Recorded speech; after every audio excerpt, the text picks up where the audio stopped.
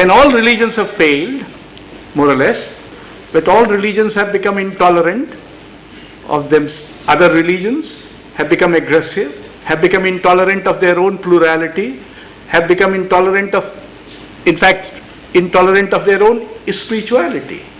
I think in our times, spirituality have come to reside in the arts and literature rather than in religions. And therefore, art proposes a spirituality of this kind of a togetherness and camaraderie.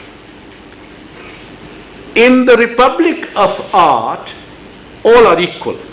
Gods, angels, devils, animals, objects, human beings. Art relieves you from the confines of the human world. You remember Wordsworth said the world is too much with us. We become too homocentric. So art relieves you from that. That there are trees and there are windows and there are birds and there are other things, invisible things, which make you human and which are part of the human world.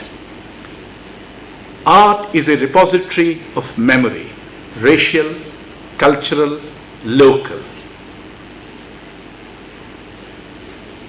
It reminds you, as I said in the beginning, of what has happened before. And that memory, that ancestral memory, is very crucial. Art makes you move towards a politics of connectivity and inclusion. There is nothing which is excluded from the Republic of Art.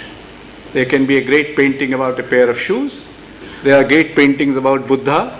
There are great paintings about Durga. There might be great paintings about an old man, about objects, about goats, about trees. Great paintings without any image which you can recognize. So here is a politics of connectivity and inclusion. And then it creates an economy of values rather than prices.